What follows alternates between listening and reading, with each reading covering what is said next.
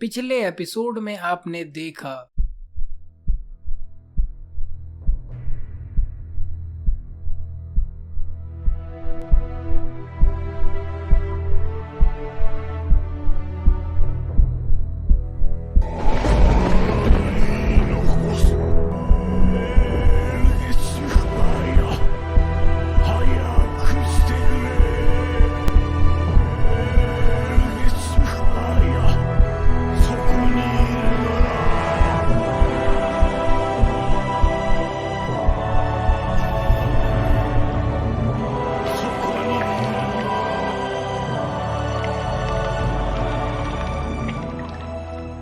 इस एपिसोड में आप देख रहे हैं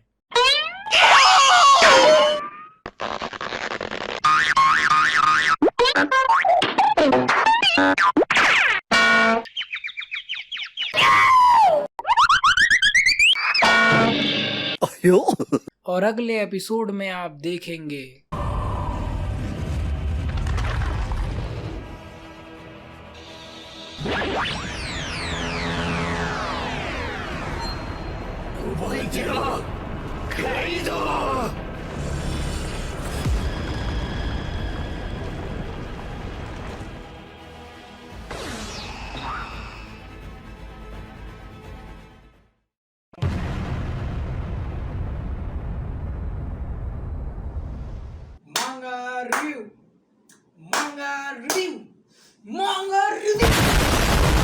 हे guys, I just wanted to announce कि हमारे 20 के सब्सक्राइबर सब कंप्लीट हो चुके हैं। तो इस खुशी में हम अपना न्यू Q&A वीडियो लेके आ रहे हैं। तो मैं आप सभी से रिक्वेस्ट करूंगा कि आप सभी लोग अपने अपने क्वेश्चंस #PlayQA का यूज करके कमेंट्स में ड्रॉप कर दो। एंड जितने ज्यादा क्वेश्चंस आएंगे उतना ज्यादा आंसर करने में मजा आएगा। ऑल्सो हमारे हर एक टीम मेंबर से अलग अलग क्वेश्चंस पूछ सकते हो regarding their work in this channel. उन सभी टीम मेंबर्स का लिस्ट आपको वीडियो के साइड में दिख रहा होगा या फिर डिस्क्रिप्शन में देख लेना। तो आप सभी से क्वेश्चंस पूछ सकते हो। फॉर एग्जांपल मुझसे वन पीस का पूछ सकते हो, आप ताहिर से नारुतो का पूछ सकते हो, या फिर हमारे एडिटर से उसका एडिटिंग एक्सपीरियंस या फिर वो कैसे एडिट करता है, ये सारी चीजें आप हर एक टीम मेंबर से पूछ सकते हो। ओके, सो प्लीज अपने क्रिएटिव क्वेश्चंस ड्रॉप करना and I am looking forward to your questions. Thanks a lot for the 20 K subscribers.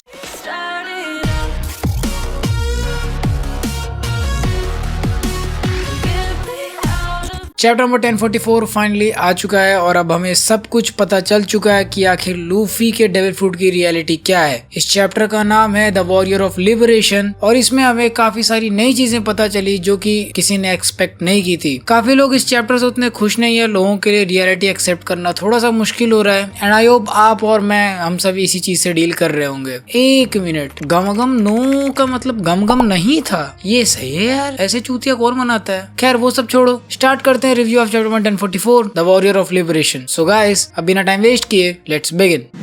यार कवर पेज की बात करें या ना करें, खैर कर ही लेते हैं, काफी इंटरेस्टिंग भी तो चल रहा है कवर पेज। तो हम यहाँ पर देख सकते हैं जेरम और दबर 6 के 2 मेंबर्स यानी कि योनजी और नीजी, और इन दोनों को इस समय बिग मॉम पायरेट्स ने दबा के रखा हुआ है क्योंकि बिग मॉम इस समय उस आइलैंड पे अवेलेबल नहीं है। तो सभी के सभी मिलकर इन दोनों के ऊपर अपना एक्सपेरिमेंट करने जा रहे हैं। सभी के हाथ में चाकू, तलवार और छुरे वगैरह रखे हुए हैं। आई डोंट नो अब इन दोनों भाइयों का क्या होने वाला है। एक्चुअली मैं कवर पेज की नेक्स्ट स्टोरी के लिए बहुत ज्यादा एक्साइटेड हूँ, उतना है जितना मैं चैप्टर के लिए। गम गम नोमी 1999 से लेके 2022 बहुत याद आएगी तुम्हारी। फाइनली गियर 5 मिल गया सब लोग को। खुश हो ना आप सभी लोग? आई गेस नॉट, हर कोई खुश नहीं है आज और रीजन बहुत ऑब्वियस है। This is gear 5 you are talking about. Gear 5 तो बहुत कूल, बहुत डैशिंग और बहुत सीरियस होना चाहिए था। लोगों के फैन आर्ट्स और प्रोडिक्शंस थे, बहुत ज्यादा उम्मीदें लगा ली थी लोगों ने कि गियर 5 ऐसा होगा, गियर 5 वैसा होगा। काफी सारे फैन एनिमेशंस भी आ चुके हैं, काफी सारे फैन आर्ट्स भी आ चुके हैं, बट हमें मिला क्या? एक हंसता हुआ चूतिया सा कैरेक्टर जो कि बिल्कुल टॉम एंड जेरी जैसा है। टेंशन ना लो, ये मेरे शब्द नहीं है, बस फैंडम में से कुछ लोग इसी बात से परेशान हैं। ऑब्वियसली जो सब सोच रहे थे वो होने वाला नहीं था और हुआ भी नहीं। इवन मैंने भी एक्सपेक्ट नहीं किया था कि गियर 5 कुछ ऐसा होगा। Remember gear 2, gear 4, bound and snake man. Luffy कितना सीरियस लगता था उनमें। हंसना तो बहुत दूर की बात है, लूफी के मुंह से बस एक ही बात निकलती थी कि अब तुम लोग मेरे आगे कुछ नहीं हो। लेकिन यहाँ तो लूफी हंसा जा रहा है। खैर एक बात तो थी, गियर 5 कभी भी किसी एनिमे पावर अप से सिमिलर नहीं होने वाला था। डेफिनेटली पावरफुल तो होने वाला था, बट कुछ ऐसा अनलॉक करेगा Luffy which would look more powerful, मतलब सुपर सेन वाली फीलिंग टाइप, ऐसा कुछ नहीं होने वाला था। ओडा ने बहुत अच्छा चूतिया काटा हमारा, ऐसा काटा कि जुड़े नहीं जुड़ रहा है। लोग सदमे में। भाई छोटी मोटी बात नहीं है ये, 20 साल की इमेजिनेशन पे दिमाग का भोसड़ा कर दिया है। गमु गमु नो मी, रबर रबर फ्रूट, लूफी बस रबड़ है, सिंपल सा डेविल फ्रूट, कुछ हाई फाई पावर्स नहीं जैसे कि लॉ या व्हाइट बियर्ड के पास थी। बट आज अचानक से एक अलग ही बात सामने आई, जिसको हम रबड़ समझ रहे थे वो तो इंसान निकला। सो लूफी के डेविल फ्रूट का रियल नेम है ह्यूमन फ्रूट, या फिर हम कहें हिटो हिटो नो मी मॉडल नीका। सच में चॉपर तो रोने लगेगा जब उसको पता चलेगा कि उसने सस्ता वाला ह्यूमन फ्रूट खाया था। अब नीका का रियल मीनिंग क्या होता है वो भी रिवील नहीं हुआ है, और गूगल सर्च भी कुछ खास हेल्प नहीं कर रही है इस बारे में। एट वेरी लीस्ट मेरी प्रेडिक्शन है कि नीका का मतलब होता है कि स्माइलिंग पर्सन, क्योंकि फैंडम में एक नीका फ्रूट भी एग्जिस्ट करता है जो कि अनऑफिशियल है। लोग बहुत कंफ्यूज थे कि आखिर हो क्या रहा है, ह्यूमन फ्रूट खाने से आखिर लूफी रबड़ का कैसे बना, इसका एक्सप्लेनेशन कहाँ है। नीका मतलब रबड़ होता नहीं, कुछ भी सेट नहीं हो रहा था। लेकिन कुछ छोटी छोटी बातें अगर आप नोटिस करोगे तो ये चीज भी सेंस बनाएगी। जैसे याद करो मार्को जब फिनिक्स में कन्वर्ट होता है तो उसको एक और स्पेशल एबिलिटी मिलती है जो कि है ब्लू फ्लेम्स, वो उसके डेविल फ्रूट का बाय प्रोडक्ट है। मार्को के केस में उसकी पूरी बॉडी लोजिया टाइप बिहेव करती है। सिमिलरली अगर हम लूफी की बात करें तो लूफी को स्पेशल एबिलिटी मिलती है फायर की, और उसकी पूरी बॉडी पैरामीशिया टाइप बिहेव करती है। वैसे मैं लूफी के अवेकनिंग फॉर्म से डिसअपॉइंटेड नहीं हूँ, हाँ थोड़ा चौक जरूर गया था कि ये डेविल फ्रूट का नाम क्यों चेंज हो गया। स्टोरी में काफी बड़ा ट्विस्ट आया जिसको एम्ब्रेस करने में सभी को प्रॉब्लम हो रही है, और हम और आप उनसे अलग नहीं है। वीडियो एंड तक देखना, कॉस्ट चैप्टर एक्सप्लेन करने के बाद कुछ ऐसी बातें हैं लूफी के पावर से रिलेटेड जिसको सुनने में आपको मजा आएगा। सो गाइस अब एक ब्रीफ ओवरव्यू के बाद हम ब्रेक डाउन करते हैं चैप्टर को सीन बाय सीन में। तो अगर आपने अभी तक चैप्टर नहीं पढ़ा, वैसे आई गेस पढ़ ही लिया होगा, नहीं पढ़ा तो एक बार साइड में खोल लेना ताकि आपको ये वीडियो देखने में और भी ज्यादा मजा आए। तो चैप्टर स्टार्ट होता है लूफी से, जहाँ पे लूफी खुद से पूछ रहा है कि ये क्या हो रहा है, इतना मार खाने के बाद मैं अभी भी खड़ा कैसे हो पा रहा हूँ। लूफी के हार्ट बीट की आवाज बहुत तेज है और जुनीशा इस समय समुद्र में खड़ी सब कुछ सुन रही है। डुम डड डा डा, डुम डड डा डा, ऐसा ही कुछ आवाज आ रहा है लूफी के हार्ट बीट की, या फिर हम कहें the drums of liberation. Luffy अभी भी खुद से यही बोल रहा कि मैं तो हार गया था, लेकिन अभी मुझे ऐसा क्यों लग रहा है कि मेरे अंदर एक अलग ही पावर आ रही है। और लूफी बस हंसा जा रहा है हा हा करके। मोमोनोसुके भी अपने वॉइस ऑफ ऑल थिंग्स से ये सब कुछ सुन रहा है, और मोमोनोसुके को जब ये पता चलता है कि लूफी इज जॉय बॉय तो वो और यमाटो दोनों के दोनों चौंक जाते हैं। इधर प्लेजर हॉल के राइट साइड में सांजी इस समय अधमरा पड़ा हुआ था, लेकिन अचानक से वो उठकर बैठ गया क्योंकि उसने भी लूफी के प्रेजेंस को नोटिस कर लिया। इधर लाइव फ्लोर पे किड, ट्रफलगर, मार्को और ह्योगरो इन सभी ने अचानक से लूफी के प्रेजेंस को फील किया, और नामी और टॉमा तो ये सब सुन के रोने लगे।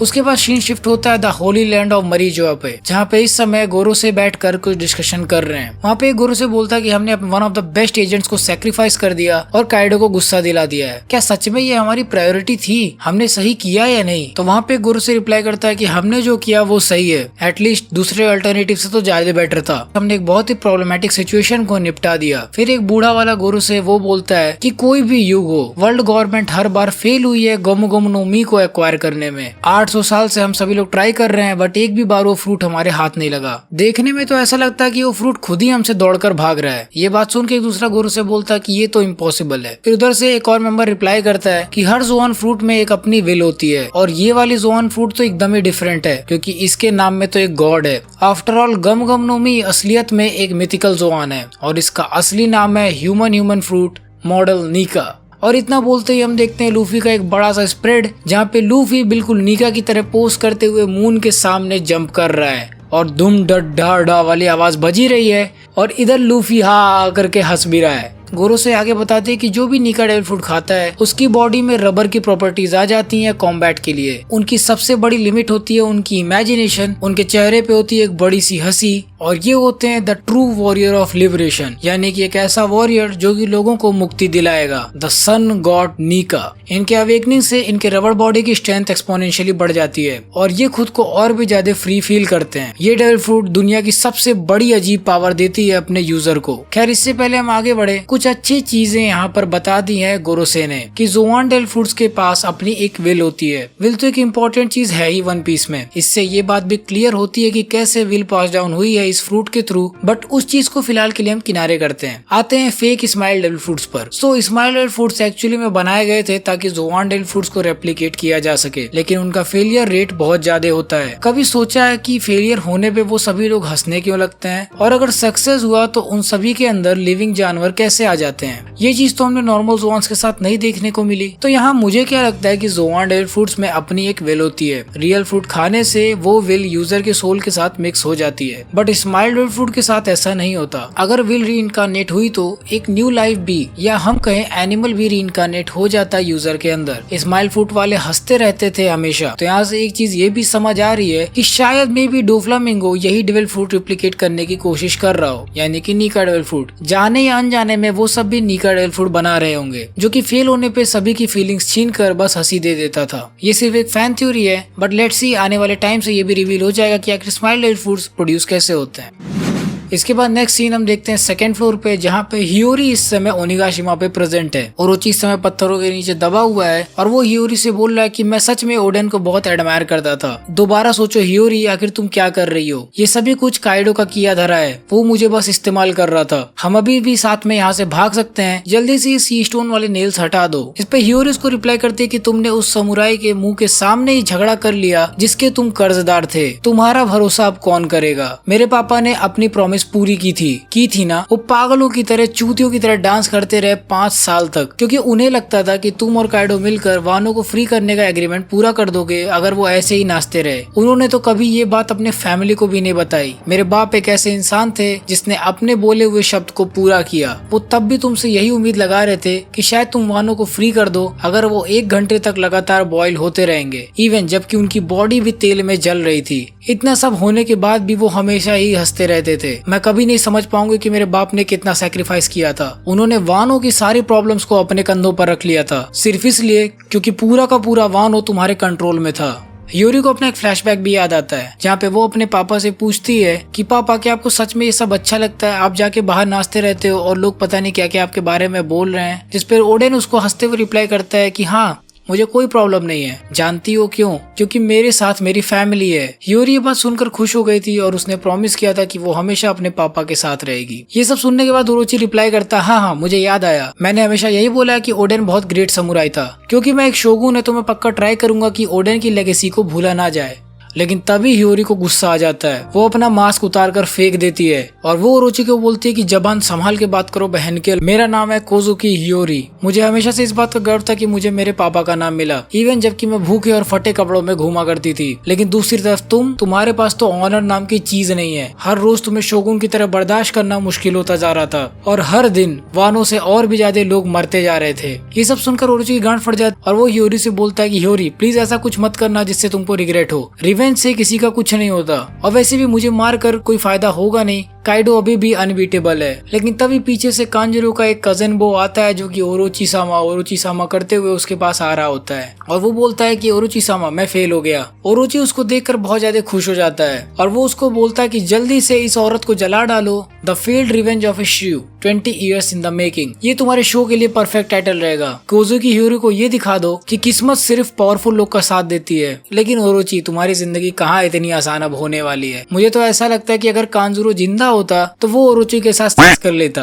क्योंकि कांजुरो का जो कुछ भी बचा हुआ वो सिर्फ एक ही चीज बोलता है, ओरोची सामा। इतना भी ऑब्सेस कैसे हो सकता है कोई? खैर, जीते जी तो कांजुरो ओरोची के अंदर नहीं घुसा पाया, पर उसके मरने के बाद उसके स्पर्म जैसा दिखता हुआ कजिन बो ओरोची से जाकर लिपट जाता है और ओरोची जोर जोर से जलने लगता है। हियोरी ये सब देखकर बोलती है कि डॉन आ रहा है और कोजुकी क्लैन ने हमेशा अपना प्रॉमिस पूरा किया है। भाई थैंक गॉड ये ओरोची खत्म हो गया। एकदम दिमाग खराब हो गया था इस कैरेक्टर से। इसको कितना भी मारो ये बन का लोड़ा मर ही नहीं रहा था। मतलब इसका सर एक बार काइडो ने काटा, 9 बार समुराइज ने काट डाला, पता नहीं कहाँ इसको मार के फेंक दिया गया, पर फिर भी ये मर नहीं रहा था। फाइनली अब हम उम्मीद करते हैं कि ये मर गया हो। Let's hope for the best, क्योंकि इस कैरेक्टर को मैं दोबारा मांगा में नहीं देखना चाहता। नेक्स्ट सीन शिफ्ट होता है वापस से लूफी की तरफ, जहाँ पर लूफी एकदम चिल्ला के बोलता है कि अब तो मुझे लगता है कि मैं कुछ भी कर सकता हूँ, अब मैं थोड़ी देर और लड़ सकता हूँ। मेरे हार्ट बीट का साउंड तो बहुत ही अजीब है, ये मेरे पावर्स का पीक है। This is gear 5। इधर नीचे काइडो इस समय सभी को परेशान कर रहा होता है, तभी एक बहुत बड़ा सा हाकी ब्लास्ट ऊपर छत पर से नीचे की तरफ आता है, इतना बड़ा कि सभी के सभी बीस्ट पायरेट्स नॉकआउट हो जाते हैं और काइडो की तो लिटरली फट जाती है कि ऊपर से ये क्या आ रहा है। उसके बाद नेक्स्ट पैनल में हम देखते हैं कि एक बहुत बड़ा सा हाथ नीचे की तरफ आता है और वो काइडो के बड़े से सांप को पकड़कर ऊपर खींचने लगता है। सब लोग ये चीज देखकर चौंक जाते हैं और लूफी काइडो को ऊपर खींचे जाता है। आज तो बहुत मारेगा लूफी। ये सब कुछ बहुत ही कार्टूनिस्ट स्टाइल में होता है, जैसा कि आपने टॉम एंड जेरी में देखा होगा। काइडो को खींचकर लूफी ऊपर हवा में फेंक देता है और जैसा कि गुरुसे ने बोला था, इस फॉर्म में लूफी अपने स्ट्रेंथ को बढ़ा सकता है। लूफी काइडो को पकड़कर गोल गोल घुमाता है और उसे इधर उधर पटकता है और फाइनली लूफी उसको इतना जोर से फेंकता है कि काइडो को चक्कर आने लगता है। ये सब देखकर काइडो खुश हो जाता है और वो बोलता है कि मुगिवारा,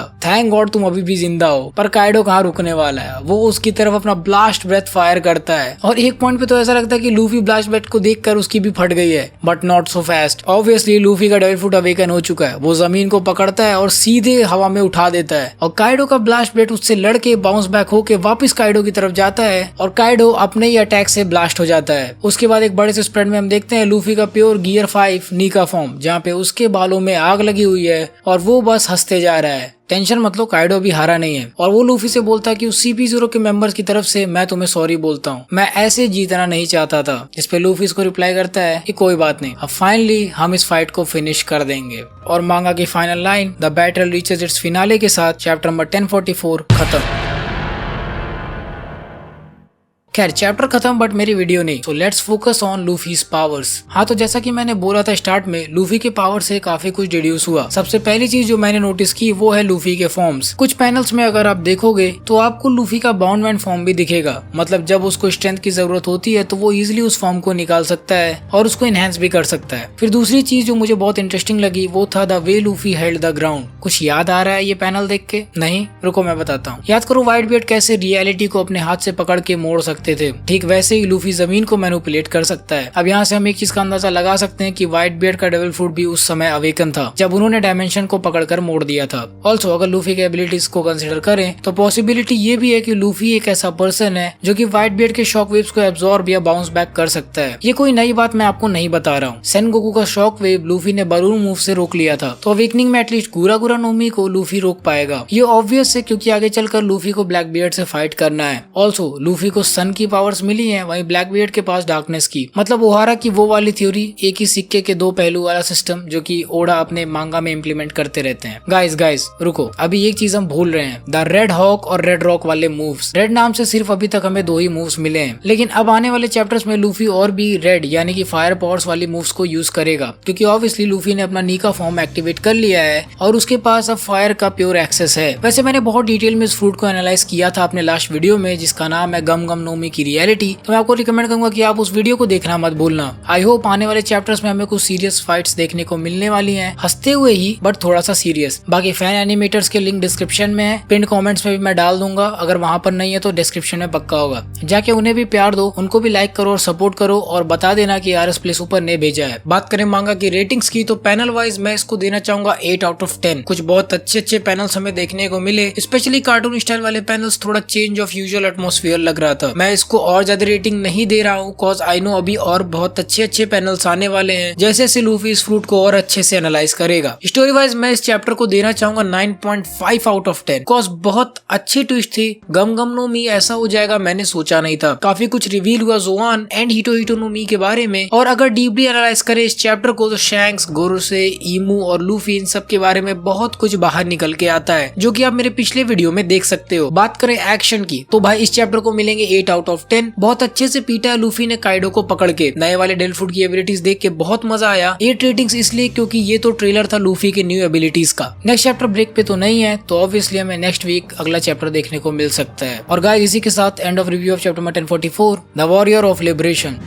सो गाइस ये थी मेरी review video of chapter 1044। I hope आप सभी को मेरी ये वाली वीडियो पसंद आई होगी। अगर वीडियो पसंद है तो प्लीज वीडियो को लाइक करो। पिछली वाली वीडियो में आपने बहुत अच्छा प्यार दिखाया था, ऑलमोस्ट 10K व्यूज उस पे हो गए हैं, तो इस पे भी थोड़ा सा प्यार दिखा के जाना, ठीक है। I really love you guys, thank you for the 20 K subscribers. हमारा Q&A भी अनाउंस हो चुका है, तो अगर आपके कुछ क्वेश्चंस हैं तो आप वो भी जाकर वहाँ पर पुट अप कर सकते हो। जितने ज्यादा क्वेश्चंस होंगे उनको आंसर करने में उतना ही ज्यादा मजा आएगा। और जैसा कि मैंने बताया था, आप हमारे हर एक टीम मेंबर से अलग अलग क्वेश्चंस पूछ सकते हो। चैनल को सब्सक्राइब करना मत भूलना, ताकि आप ऐसे और गजब के वन पीस वीडियोस को एंजॉय कर पाओ। अगर आपको हमारी ये वाली वीडियो पसंद आई तो हमारी और भी कई सारी वीडियोस को चेकआउट कर सकते हैं, जिसकी प्लेलिस्ट का लिंक आपको वीडियो के राइट साइड में एंड डिस्क्रिप्शन में मिल जाएगा। So guys, till the next video, play on.